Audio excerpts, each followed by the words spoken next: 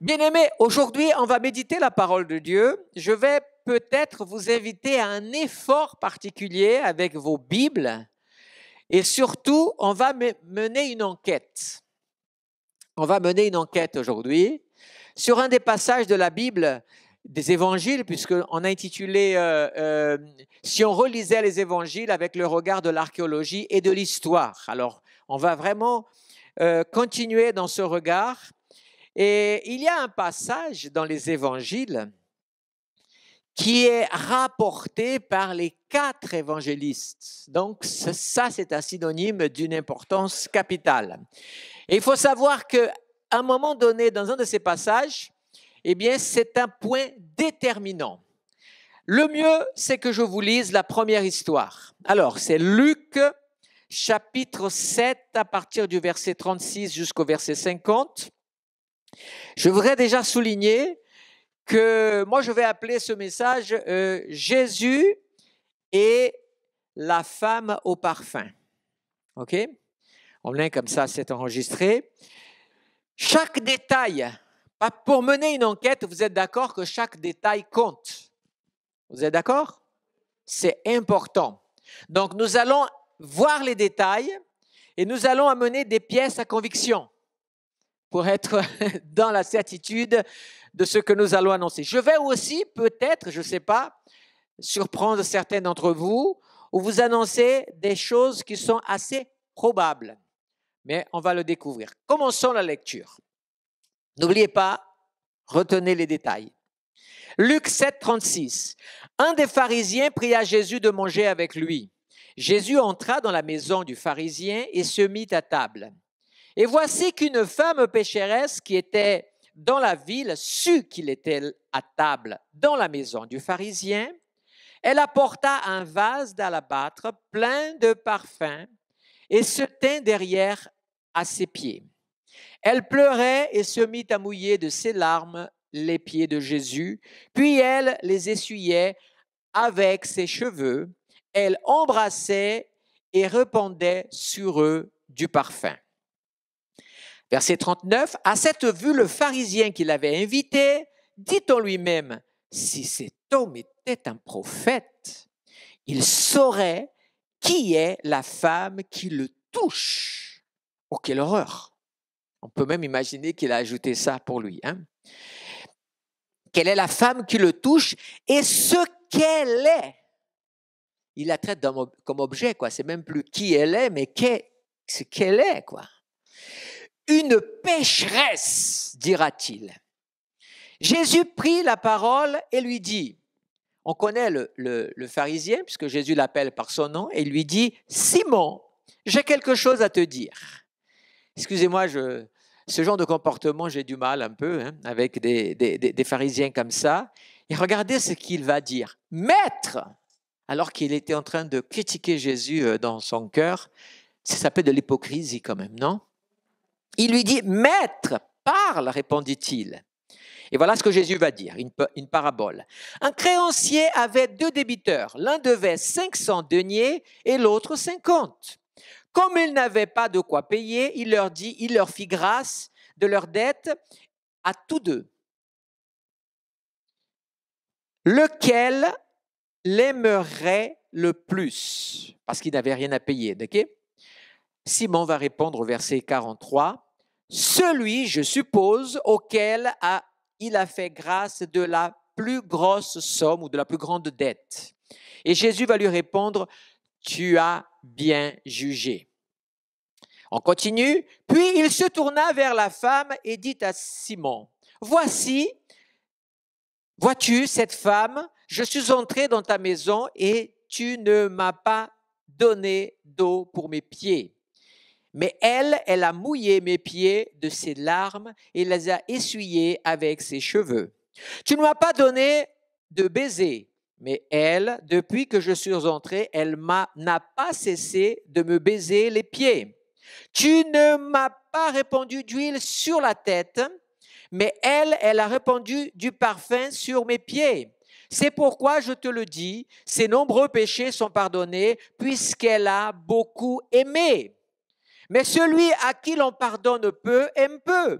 Et il dit à la femme, tes péchés sont pardonnés. » Ceux qui étaient à table avec lui se mirent à dire en eux-mêmes, « Qui est celui qui pardonne même les péchés ?» Mais il dit à la femme, « Ta foi t'a sauvée, va en paix. » La lecture continue. On bascule sur le chapitre 8, mais dans le chapitre 8, il y a un mot qui montre, qui est intéressant. Ensuite, Jésus allait de ville en ville et de village en village. Il prêchait et annonçait la bonne nouvelle du royaume de Dieu. Les 12 étaient avec lui et quelques femmes qui avaient été guéries d'esprits mauvais et de maladies. Marie appelée Madeleine, de qui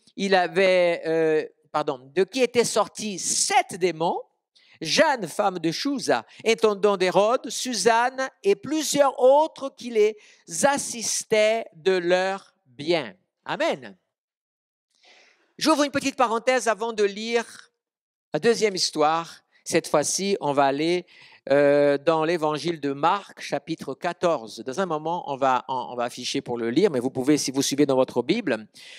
L'histoire que je vous raconte, que je vais vous partager aujourd'hui, c'est cette histoire qui a donné beaucoup de débats dans les milieux théologiques et depuis très longtemps. Est-ce qu'il s'agit de 2 histoires? Est-ce qu'il s'agit d'une histoire? Est-ce qu'il s'agit aussi, parce qu'à un moment donné, on met le parfum sur les pieds de Jésus, à un moment donné, on lui met sur la tête, et on a l'impression que les textes des évangiles synoptiques se contredisent.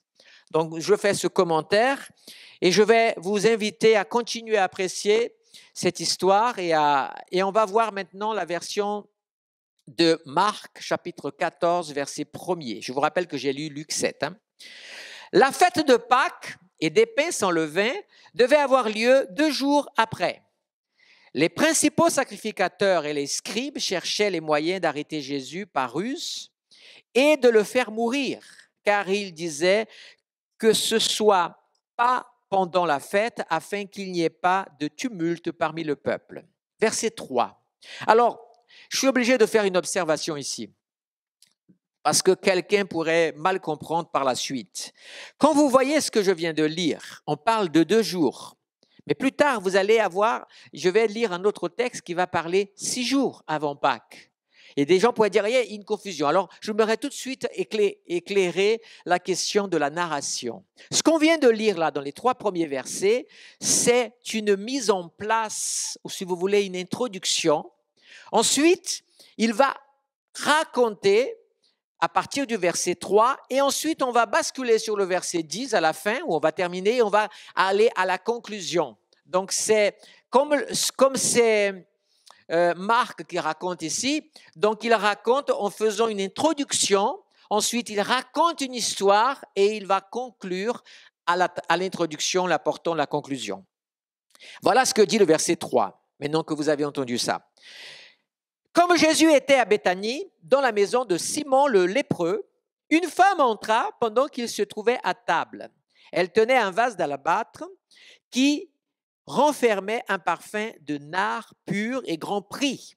Et ayant rompu le vase, elle répandit le parfum sur la tête de Jésus.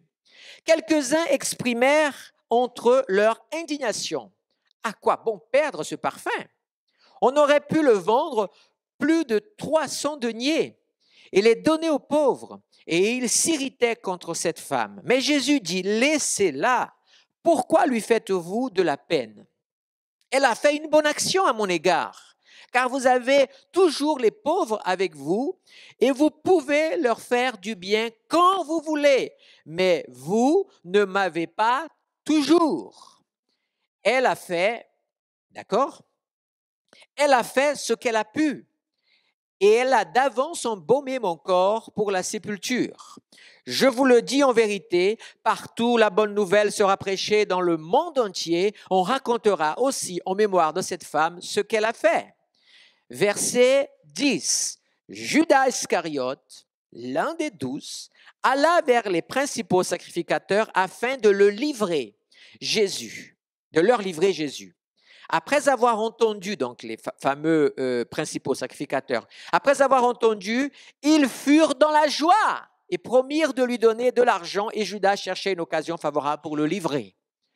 Tout détail dans ces deux histoires ont leur importance. C'est pour ça que j'ai appelé ça une analyse ou une enquête sur cet épisode. On va basculer maintenant un troisième évangéliste, on a Matthieu, chapitre 26, à partir du verset 6.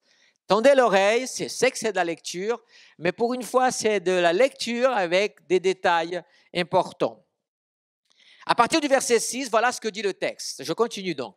Comme Jésus était à Béthanie, dans la maison de Simon le lépreux, ça ressemble beaucoup, n'est-ce pas? Une femme s'approcha de lui, elle tenait un vase d'alabâtre plein d'un parfum de nard de grand prix. Et pendant qu'il se trouvait à table, elle répandit un parfum sur sa tête. À cette vue, les disciples s'indignèrent et dirent, « À quoi bon cette perte? On aurait pu vendre ce parfum très cher et donner le prix à qui? Aux pauvres. » Tout à l'heure, à la fin, je vais vous expliquer dans les pièces à conviction pourquoi cette expression aux pauvres est importante aussi. Même elle a de l'importance. Tout a de l'importance ce soir. OK? Jésus s'en aperçut et leur dit, « Pourquoi faites-vous de la peine à cette femme? » On a l'impression qu'on lit Marc là, non? C'est très proche, quoi. « Elle a accompli une bonne action à mon égard, car vous avez toujours les pauvres avec vous, mais moi, vous ne m'avez pas toujours.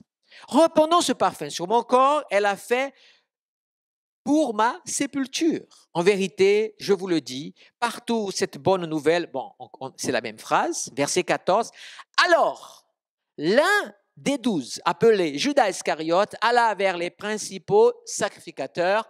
Marc nous a donné déjà quelques infos. OK? Quatrième histoire. C'est présent dans les 4 évangiles. On va basculer dans l'évangile de Jean, le chapitre 12, à partir du verset 1er. Vous vous souvenez que quand j'ai lu Marc, je vous ai dit, attention, il y avait une affaire de 2 jours. Et là, maintenant on va lire et Jean commence par ce détail. 6 jours avant la Pâque, Jésus vint à Béthanie, où était Lazare qu'il avait ressuscité d'entre les morts. Alors attention. Parce que là, il faut que je fasse des lectures avec des commentaires, parce que l'histoire... Déjà, retenez que c'est 6 jours avant Pâques et que Lazare est déjà ressuscité. Amen? Vous suivez? Ça a son importance. Donc, retenez cela. Lazare, 6 jours, est déjà ressuscité. On continue. Là, on lui fit un repas. Marthe servait. Et Lazare était un de ceux qui se trouvaient à table avec lui. Marie prit une livre d'un parfum de nard pur de grand prix en répandant sur les pieds de Jésus et lui essuyant les pieds avec ses cheveux. Et la maison fut remplie de l'odeur du parfum. Un de ses disciples, là on comprend une chose que Matthieu et Marc n'ont pas précisé, Jean va préciser particulièrement vers Judas Iscariote. Celui qui devait le livrer dit alors, « Pourquoi n'a-t-on pas vendu ce parfum 300 deniers pour le donner aux pauvres ?» Il disait cela non parce qu'il se préoccupait de la peine des pauvres, mais parce qu'il était voleur et que tenait la bourse, il prenait ce qu'on y mettait. Mais Jésus dit, « Laisse-la garder ce parfum pour le jour de ma sépulture. » Intéressant ce détail parce que là, Jésus parle aussi au futur. Elle va garder ce parfum pour le jour de ma sépulture. Je vous rappelle que dans les évangiles, après la mort de Jésus, les femmes sont allées emmener des parfums pour finir l'embaumement de son corps. En même temps, ça veut dire qu'il y a... Mais je vais lire, sinon on va aller trop facilement là. Alors, j'ai lu le verset 7, verset 8. « Vous avez toujours les pauvres avec vous, mais moi, vous ne m'avez pas toujours. » La foule nombreuse des Juifs apprit qu'il était là et ils vinrent non pas seulement à cause de Jésus, mais pour voir aussi Lazare qu'il avait ressuscité d'entre les morts. Versets 10 et 11, c'est intéressant aussi. Les principaux sacrificateurs délibérèrent afin de faire mourir aussi Lazare. Verset 11, voici pourquoi. Parce que beaucoup de Juifs s'éloignaient à cause de lui et croyaient en Jésus. Vous savez que la résurrection de Lazare est un des plus grands miracles que Jésus a fait. 4 jours qu'il était enterré. Donc, alors, je n'ai pas le temps de vous développer, mais dans la liturgie juive, 4 jours a un sens particulier aussi. Je dis ça. Mais il y a tellement de choses, j'ai du mal, c'est pour ça que parfois je suis lent, parce que, voilà. Donc, nous comprenons une chose ici. Cette histoire est devenue un vrai casse-tête. Est-ce que c'est la même histoire qui est répétée, ou est-ce que c'est 2 histoires? 2 temps différents. Alors, pour comprendre cela, on va amener des pièces à conviction. J'ai appelé ça des pièces à conviction. Okay? C'est-à-dire quelques informations supplémentaires. Je vous rappelle que dans cette lecture, il y a un certain Simon. On dit que c'était un lépreux. Il y a un pharisien, d'accord? Il y a Marthe, dans une des histoires, que Marthe était là, elle servait à table. Marie apporte le parfum, vous êtes d'accord? Et Lazare, qu'on entend finalement très peu. Vous savez que dans la Bible, on va toujours entendre beaucoup plus Marthe et Marie, Marthe et Marie. Lazare, il est là, mais c'est juste pour mourir et ressusciter, on va dire, qu'on le voit plus souvent. Mais bon, il est un peu absent, mais quand il apparaît, c'est pour l'apothéose des miracles de Jésus. Donc, retenez les personnages qui sont, on va dire, à la barre de cette histoire. Nous avons donc ces personnages que je viens de citer. Maintenant que je vous ai cité ce passage, j'aimerais déjà vous donner la lecture de Luc chapitre 10, verset 38 jusqu'au verset 42. C'est une pièce à conviction qui vient ajouter des détails, puisque forcément on ne parle plus de la femme qui vient briser un vase de parfum et répandre là, mais voilà ce que dit le texte. Pendant qu'ils étaient en route, il entra dans un village et une femme du nom de Marthe le reçut dans sa maison. Elle avait une sœur appelée Marie, qui assit aux pieds du Seigneur, c'est ça? Et qui écoutait sa parole. Marthe était absorbée par les nombreux soucis du service. Elle survint et dit, « Seigneur, tu ne te mets pas en peine de ce que ma sœur me laisse seule pour servir? Dis-lui donc de m'aider. » Le Seigneur lui répondit, « Marthe, Marthe, tu t'inquiètes et tu t'agites pour beaucoup de choses. Or, une seule chose est nécessaire. Marie a choisi la bonne part qui ne lui sera pas ôtée. » On aime ça, hein? Et j'aimerais ouvrir ici une parenthèse pour parler sur la Marie, sœur de Marthe, qui est assise aux pieds de Jésus. Je n'ai pas donné à David ces textes, mais je vais les citer maintenant parce qu'il y avait beaucoup de textes. Il va les afficher à mesure que je vais les citer. Mais j'aimerais vous rappeler que cette position d'être assis aux pieds d'un maître est la position d'un disciple. Vous comprenez? Je vais vous illustrer ça dans la parole de Dieu, dans l'Ancien comme dans le Nouveau Testament. On va prendre l'exemple dans Actes chapitre 22 et verset 3. Il est dit, Paul qui parle, il dit, « Je suis juif, né à Tars, en Cilicie, mais j'ai été élevé dans cette ville-ci et instruit au pied de Gamaliel dans la connaissance exacte de la loi de nos pères, étant plein de zèle pour Dieu comme vous l'êtes tous aujourd'hui. » Il est disciple de Gamaliel. Par cette expression, il le souligne. Il a eu le temps d'afficher? Super. Alors, tu vas voyager encore dans la Bible avec moi, parce qu'on va aller dans Deutéronome, chapitre 33, verset 3. « Oui, il aime les peuples. » Écoutez bien. « Tous ces saints sont dans ta main. Ils se sont tenus à tes pieds et ils ont reçu tes paroles. » Ça veut dire que tous les enfants de Dieu, quand il dit « je suis au pied de Jésus », ça ne veut pas dire que vous êtes au pied de Jésus parce que vous êtes simplement à genoux en prière, mais ça veut dire que vous êtes au pied de Jésus parce que vous êtes un disciple de Jésus et que vous apprenez la parole de Dieu. Amen. Encore un exemple, tu as affiché? Non? Deutéronome 33, c'est ça? Et 3, le verset est bon qu'il a affiché? Ok. Alors on y va pour 2 Rois, chapitre 4, verset 38. Élisée revint à Gilgal et il y avait une famine dans le pays. Écoutez bien, comme les fils des prophètes étaient assis devant lui, il dit à son serviteur, mets le grand pot et fais cuire un potage pour les fils des prophètes.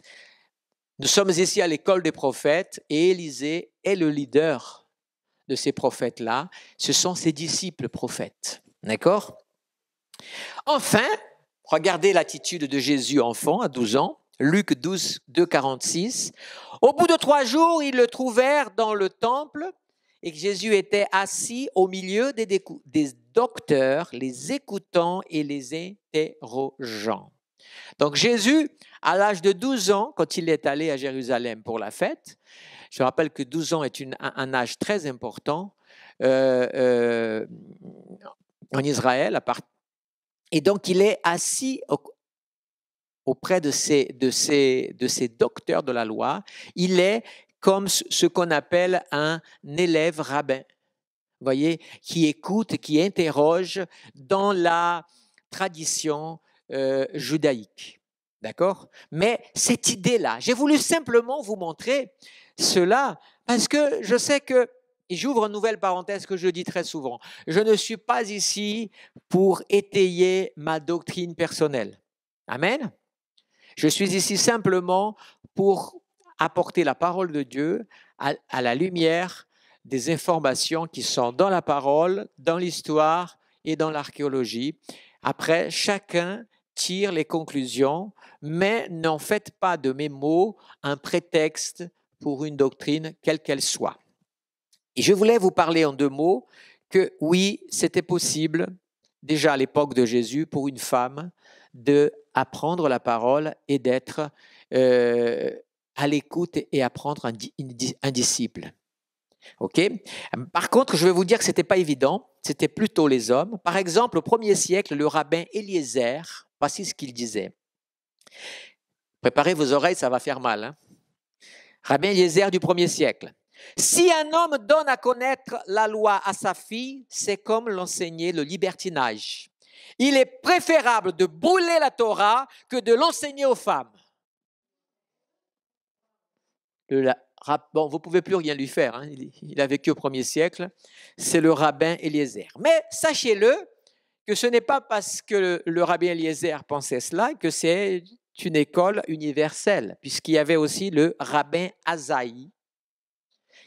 Lui, qui n'avait pas la même opinion, il disait « L'homme doit donner à sa fille la connaissance de la loi. » Voyez ? Donc, il avait complètement une opinion différente.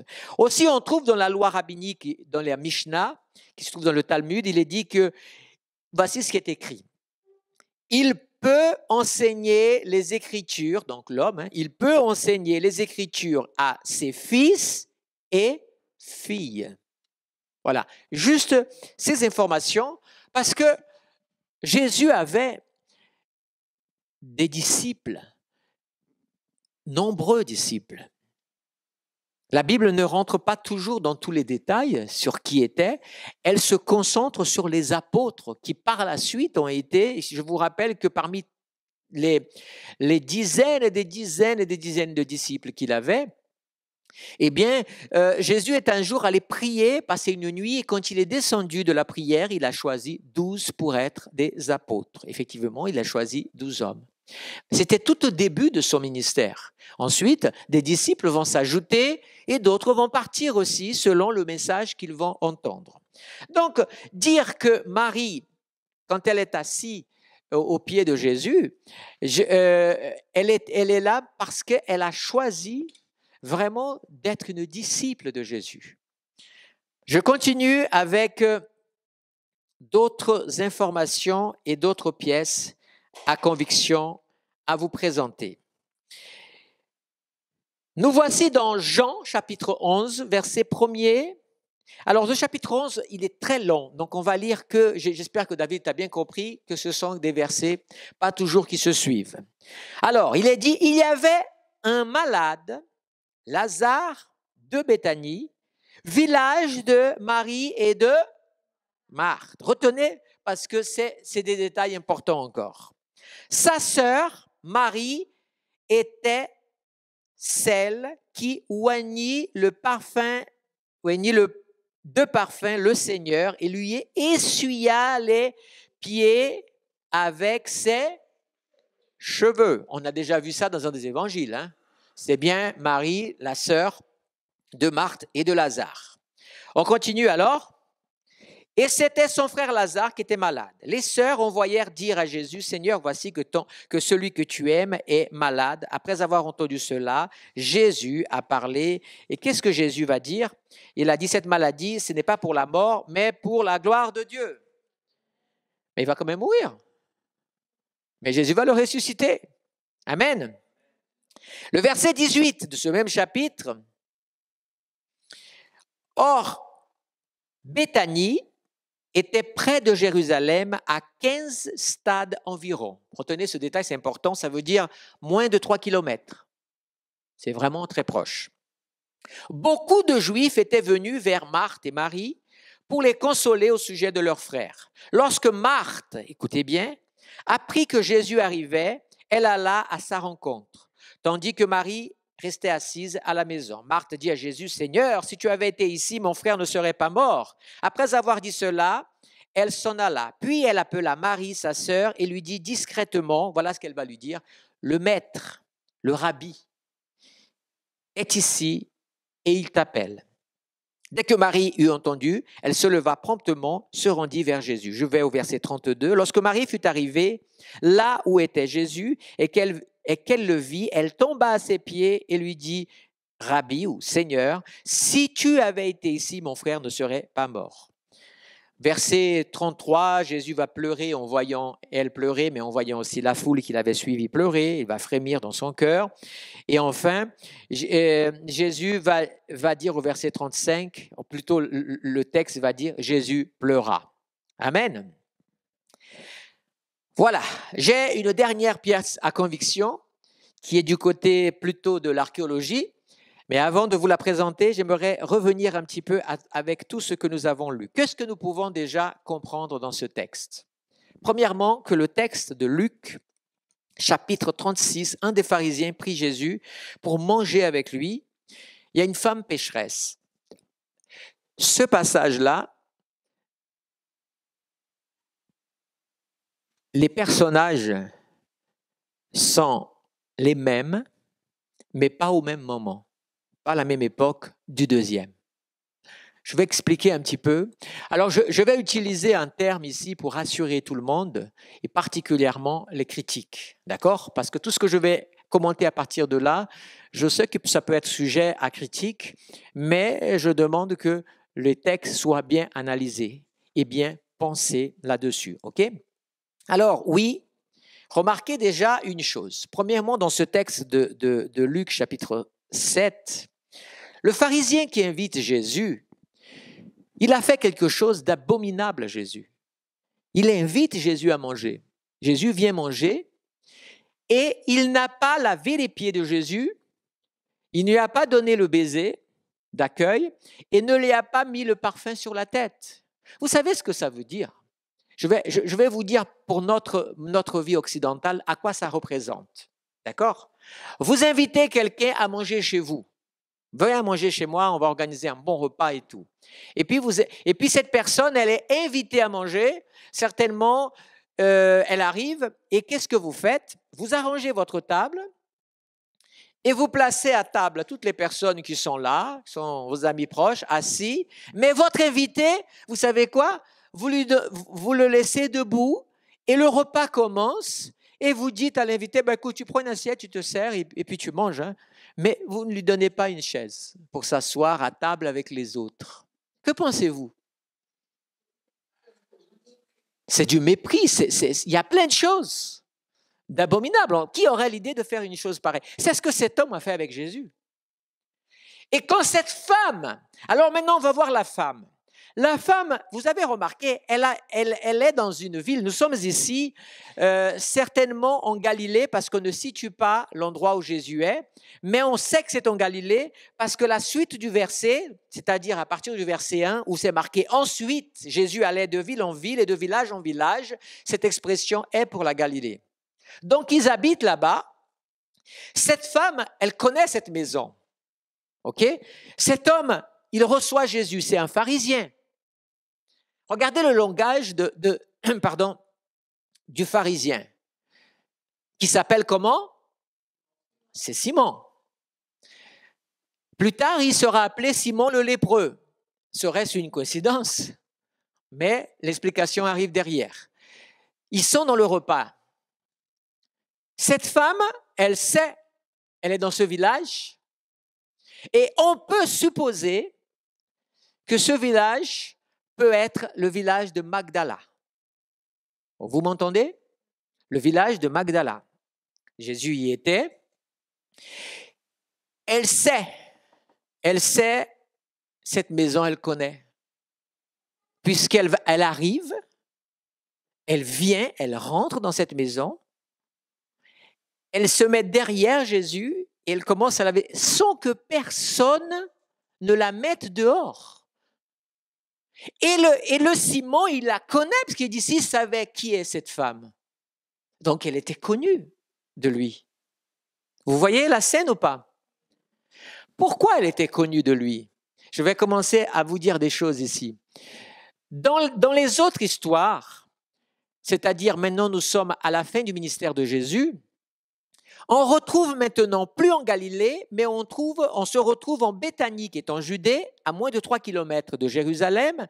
On retrouve, tout simplement, avec toutes les informations qu'on a lues, on trouve qu'on est toujours dans la maison de Simon, mais cette fois-ci, on présente mieux le reste de la famille. Marthe, Lazare et une certaine Marie, qui revient, et je vais vous dire pour la deuxième fois, cette fois-ci, encore oindre les pieds de Jésus. Là, vous me suivez? Ok. Qu'est-ce qui s'est passé là? D'abord, il existe quelques théories qu'on peut annoncer. D'abord, il faut savoir que des trois, le plus jeune, c'est Lazare. Lazare devait être, on va dire, un adolescent. Peut-être 13, 14 ans, 12 ans, je ne sais pas. Même si dans un texte, parfois, il dit un homme. Mais c'est le plus jeune, en tout cas. Et vous remarquerez toujours qu'ils habitent chez Marthe. Ça veut dire que Marthe, vu le détail qu'on a lu dans l'évangile de Matthieu, où c'est marqué Jésus était à Béthanie dans la maison de Simon le lépreux, d'accord? Et dans ce texte, on dit que Marthe s'occupait du repas pour les servir. Donc, on suppose, toujours dans cette même théorie, que Marthe était mariée à ce pharisien. Vous comprenez? Si elle était mariée, puisqu'elle servait, on voit bien que Marthe, Jésus visite dans un deuxième voyage déjà à Béthanie, Jésus visite, Marthe le reçoit dans la maison, donc on voit bien qu'elle est la maîtresse de la maison. À un moment donné, on voit Marthe comme une maîtresse de maison et Simon comme étant sa maison, puisque c'est la maison du pharisien, la maison du maître. Donc on a ça. Et Marie est là. On ne parle pas trop de Lazare, on va parler de Lazare qu'à un moment donné. Que s'est-il passé entre-temps? Il existe ici une théorie qui mérite une réflexion. C'est que Simon, au début du ministère de Jésus, quand il va inviter Jésus, comme beaucoup d'autres ont invité Jésus à manger. Jésus était très invité par les pharisiens. Vous devez retenir une chose. Au début du ministère de Jésus, les pharisiens n'étaient pas contre Jésus. Pas du tout. Ils étaient même favorables à Jésus. Parce que vous savez, il y avait les zélotes, il y avait les esséniens, il y avait les pharisiens, il y avait les sadducéens. Un jour, je vais simplement vous expliquer ces quatre catégories, voilà, on va dire comme ça, comment c'était leur doctrine et tout ça. Mais je veux dire que Jésus était pour eux un rabbin, un maître qui enseignait la parole et qui était de Dieu. Tout au début, c'était leur pensée à eux. C'est à fur et à mesure que les années passent ou les mois passent et le message de Jésus, et surtout que Jésus n'a pas été tendre avec eux, qu'ils ont tourné leur veste, ils ont dit, on ne peut pas l'avoir avec nous, mais il cause trop de problèmes, il faut s'en débarrasser de lui. Donc on l'évite parce qu'on veut être vu. C'est peut-être qu'ils se disent autant, il n'a pas encore de parti. Peut-être qu'on peut le faire venir chez les pharisiens, recruter. Qui sait? Jésus était un jeune rabbin de 30 ans. C'était exceptionnel. C'était fort. Il y a plein de choses. Donc, qui ne voudrait pas d'un jeune rabbin faisant des miracles et des messages extraordinaires dans sa caste? Qui n'aurait pas voulu? Donc, oui, il le reçoit, mais cet homme, il a un orgueil démesuré. Alors, pourquoi il habite là et maintenant il part en Béthanie? Et ici, on ne dit pas qu'il est lépreux, puisqu'il fait un repas, tout va bien. À Béthanie, on ne le voit plus. Vous avez remarqué? Il n'est plus avec eux. On sait que c'est sa maison. C'est cette indication qui nous parle. Mais il est lépreux. Cet homme certainement, il a dû entendre Jésus, mais il ne s'est pas converti. Et pas parce qu'il ne s'est pas converti qu'il est devenu lépreux. Ce n'est pas la question. En tout cas, mais il est devenu malade lépreux. Et pour cette raison, c'était un pharisien. Il ne pouvait pas rester comme ça dans la ville. Alors, comment ça se fait qu'il est à Béthanie? Il a emménagé à Béthanie. OK? Pièce à conviction numéro 4. Vous avez entendu parler des grottes de Qumran? Dans la grotte 11 de Qumran, alors j'ai ma feuille, j'ai pris sur mes petites feuilles. Dans la grotte 11 de Qumran, on l'appelle la 11 QT. C'est un des plus grands rouleaux qui a été trouvé, c'est-à-dire que c'est dans la 11e grotte. On a trouvé un rouleau mais vraiment très long, où il y a beaucoup d'enseignements, mais il y a aussi les règles du temple. Je vous rappelle que c'est les Esséniens qui ont écrit et qui ont fait cela. Donc, les Esséniens, eux, ils avaient une vision du temple parfait, du temple. Et dans la parole de Dieu, le temple était un lieu, le temple, la maison de Dieu est un lieu où rien d'impur ne pouvait rentrer. Alors, nous sommes ici maintenant au 1er siècle, et figurez-vous que dans la grotte justement, on a trouvé ce texte sur les règles du temple qui dit comme ça, vous ferez 3 lieux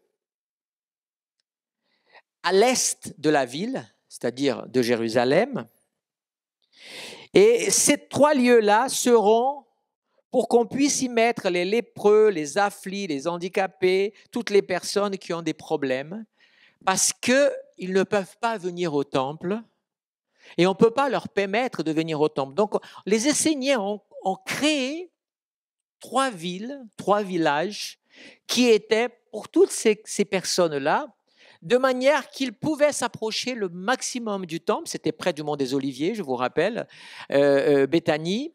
Et là, parce qu'il était lépreux, il était pharisien, donc il avait ses entrées quand même, mais il ne pouvait pas franchir quand même ce pas-là, tout pharisien qu'il était. Mais il est venu par là-bas. Il est possible aussi qu'il ait cette maison. On sait que c'est sa maison, on sait que Marthe est là et que tout se passe. Donc voici la raison pour laquelle il est là.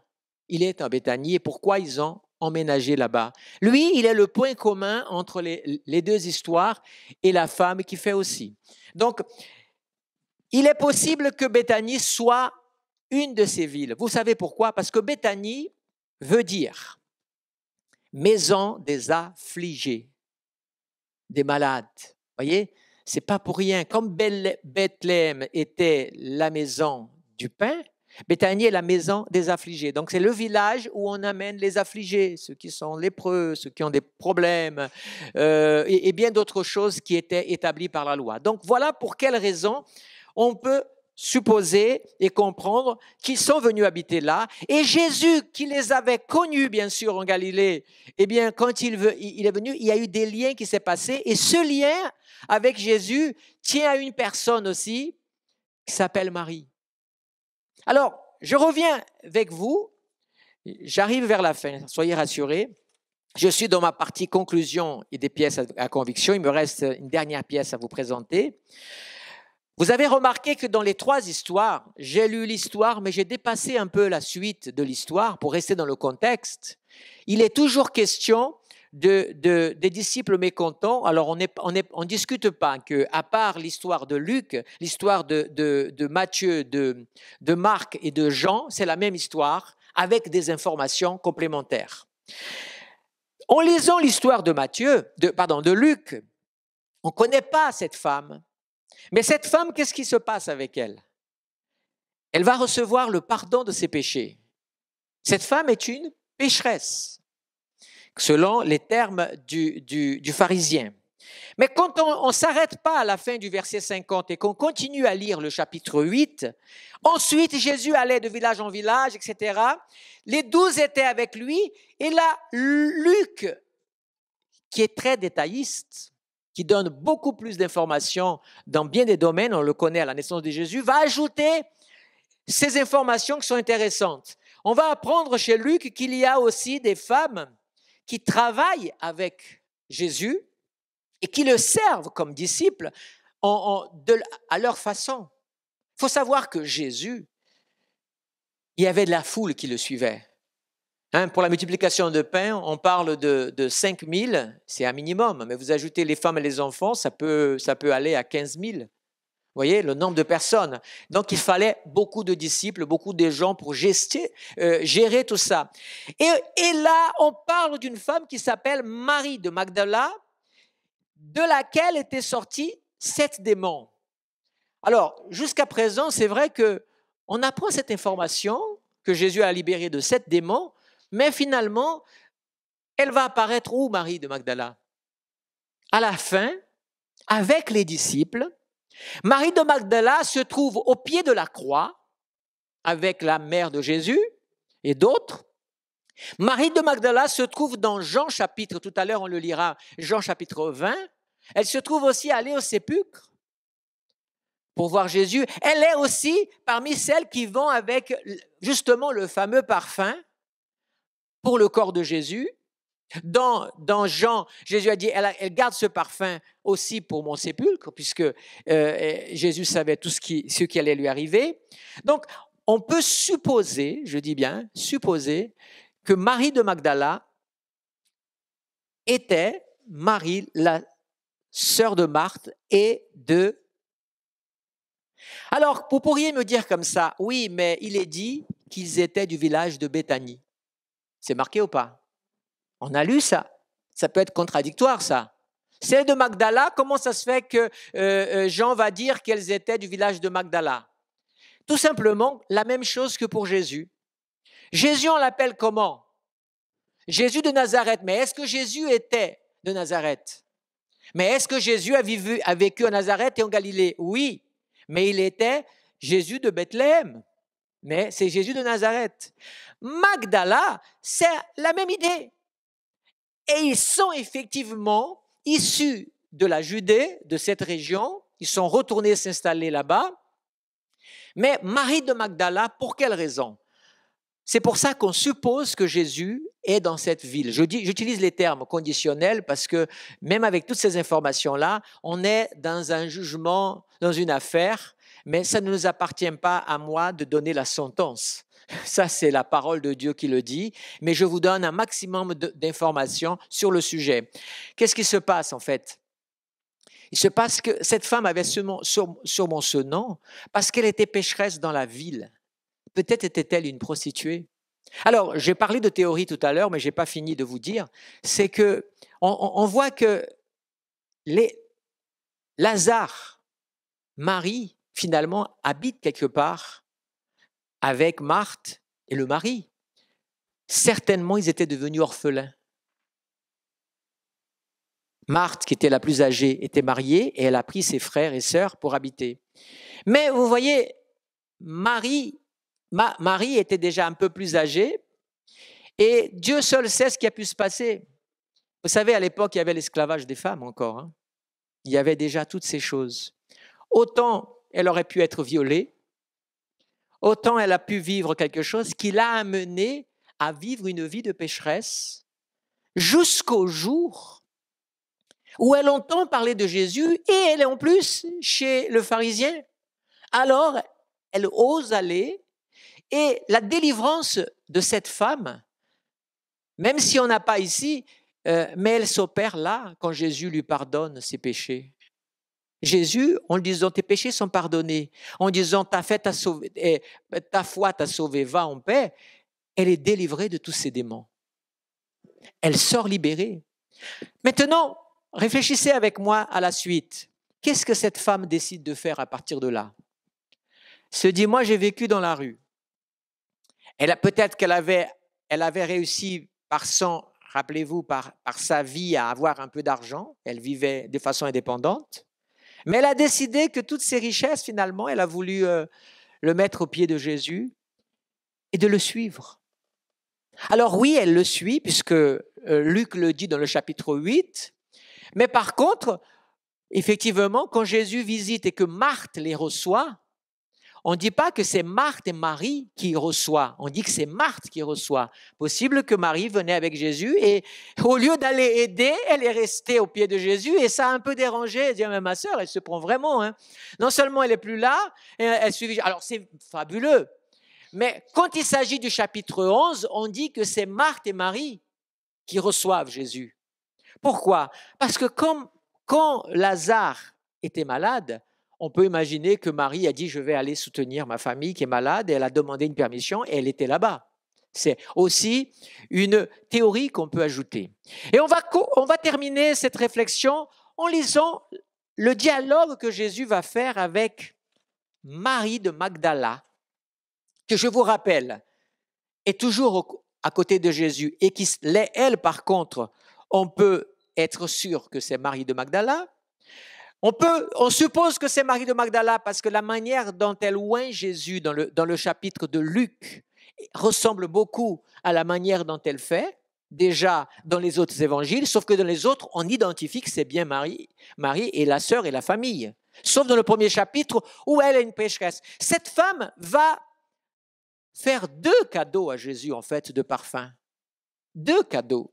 Si c'est bien elle, la même, elle va faire 2 cadeaux. Moi, ça c'est moi qui le dis maintenant. Au premier cadeau de Jésus, j'ai appelé ça le sacrifice de la repentance. Elle donne, elle vient, elle pleure, elle essuie avec ses larmes, elle lave les pieds de Jésus avec ses larmes et essuie avec ses cheveux et lui met le parfum sur la tête. C'est la repentance de ses péchés. Jésus l'accueille, la pardonne et la délivre.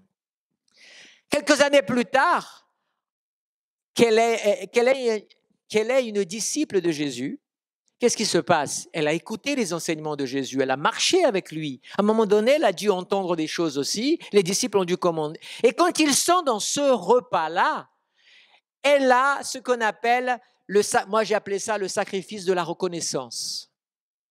Parce qu'elle ne pleure pas là, elle ne lave pas les pieds de Jésus. Elle ne fait que passer le parfum oindre. Amen. Jean chapitre 20, pour terminer cette lecture. Jean chapitre 20, où est-ce que j'ai mis ça? Ah oui, je n'ai pas affiché dans ma feuille. J'aimerais simplement qu'on lise le dialogue maintenant quand Jésus est ressuscité, le dialogue qu'il va avoir avec Marie. Alors, verset 1er. Le premier jour de la semaine, écoutez bien la chronologie. Le premier jour de la semaine, Marie Magdeleine se rendit au tombeau dès le matin, comme il faisait encore obscur. Elle vit que la pierre était enlevée du tombeau. Elle courut trouver Simon-Pierre et l'autre disciple que Jésus aimait. Vous avez suivi? Les disciples vont venir, ils vont constater et ils vont repartir. Et on va retrouver Marie au verset 11. Cependant, Marie se tenait toujours dehors, près du tombeau et pleurait. Comme elle pleurait, elle se baissa pour regarder dans le tombeau. Et là, qu'est-ce qu'elle voit? Elle vit 2 anges vêtus de blanc, assis à la place où avait été couché le corps de Jésus. Et l'un à la tête et l'autre aux pieds. Ils dirent, « Femme, pourquoi pleures-tu » Elle répondit, « Parce qu'on a enlevé mon Seigneur et je ne sais pas où on l'a mis. » En disant cela, elle se retourna et vit Jésus debout. Mais elle ne savait pas que c'était Jésus. Voilà maintenant le dialogue. Comment Jésus va-t-il l'appeler, s'il vous plaît? Femme, pourquoi pleures-tu? Qui cherches-tu? Elle va lui dire, elle pense que c'est le jardinier. Elle dit, Seigneur, si c'est toi qui l'as emporté, dis-moi où tu l'as mis et je le prendrai. Et Jésus lui dit, et comment Jésus va l'appeler? Marie. Pourquoi Jésus n'appelle pas Marie de Magdala? Non, beaucoup plus simple que ça. On l'appelle Marie de Magdala, c'est pas que les gens l'appellent Marie de Magdala, c'est parce que le texte, il y avait beaucoup de Marie et les évangélistes soulignent son nom pour la différencier des autres femmes. C'est pas, je suis sûr que personne ne l'appelait plus Marie de Magdala, parce que Marie de Magdala, c'est Marie la pécheresse. Mais une fois que les péchés sont pardonnés, on l'appelle plus. Imaginez qu'un voleur se convertit et on toujours, ça va Jean le voleur? Ça va Pierre le voleur? Vous voyez ce que je veux dire? C'est plus un langage. Donc Jésus ne l'appelle pas Marie de Magdala, il l'appelle Marie parce que c'était comme ça qu'il l'appelait. C'est pour ça que quand il parle Marie, Marie dans les autres lectures, on l'identifie à la famille, mais on ne peut pas l'appeler Marie de Magdala. Parce que c'était comme pour Jésus, Jésus de Nazareth. C'est la même chose. Mais Jésus de Nazareth, c'était aussi pour illustrer d'où il avait vécu. Les gens la connaissaient comme Marie de Magdala, certainement, comme si c'était prostitution, eh bien, tu vas voir Marie de Magdala, la prostituée, on identifie qu'elle, s'il y en avait d'autres maris, parce que des Maries, ou Myriam, comme était en fait le nom exact, il y en avait beaucoup. Mais quand Jésus, ici, il appelle de Marie, parce que c'est son nom, tout simplement. Donc, à la croix, on l'appelle Marie de Magdala. Pour quelle raison? Parce qu'il y a Marie, mère de Jésus. Quand les femmes vont voir Jésus au tombeau pour le parfum, on l'appelle Marie de Magdala. Pourquoi? Parce qu'il y a les autres femmes. Il y a Marie, mère de Jésus, et Marie, la mère de Jean, je crois. Ou quelque chose comme ça, d'autres ici. Mais en tout cas, il y a Marie. Donc, elle est identifiée pas par les personnes qui l'entourent, mais par le texte. Ça veut dire que ça, c'est une narration et pas un dialogue. Ça fait une différence. Alors, bien-aimés, on arrive à la fin. On est arrivé pratiquement à la fin. Moi, j'aimerais attirer maintenant l'attention de chacun d'entre nous. Je vais m'avancer un petit peu, mais je ne vais pas m'asseoir. OK? Je vous ai fait ce soir tout un programme sur ce passage. Mais d'abord, première chose que je voulais dire, c'est important de méditer la parole de Dieu. C'est important de réfléchir à la parole de Dieu parce qu'elle nous révèle bien des choses. Mais d'un point de vue maintenant, qui est plus important? Qu'est-ce que je veux retenir? Que quelle que soit la vie qu'on a pu avoir, venir à Jésus, c'est commencer une nouvelle vie. Ne laissons pas le titre des péchés qu'on avait avant nous accompagner de notre conversion. C'est pour ça que dans le baptême, ce symbole est beau. C'est la mort du vieil homme pour le homme nouveau. Quelle que soit votre réputation, votre péché, votre passé, votre condamnation, les pensées que les gens... Je vous rappelle que Jésus aussi avait des réputations à Nazareth. On ne l'aimait pas beaucoup à cause de toute l'histoire. On verra ça pour Noël. Ce qui compte, c'est ce que Jésus va faire de ta vie. Mais pour cela, il y a une chose qui est importante. Il faut être un disciple de Jésus pour bénéficier de toute la grâce de Dieu qui coule. Ça, c'est la chose la plus importante. Concernant Marie de Magdala, je ne m'inscris pas dans toute la tradition qui n'est pas biblique. C'est pour ça que je ne commente que ce qui est biblique. J'amène des informations liées à l'archéologie, mais je n'amène pas des théories en dehors d'un fait historique ou d'un fait biblique. Donc, moi, j'ai vu par exemple dans le texte que Jésus aimait Marthe. J'ai vu dans le texte que Jésus aimait Lazare. Il aimait Marie. Alors cette théorie du Da Vinci Code ou d'autres sur Marie de Magdala, ou alors même certains il y a un film qui est sorti il y a quelque temps, Marie de Magdala, où on fait d'elle l'apôtre des apôtres. Je ne m'inscris pas là-dessus.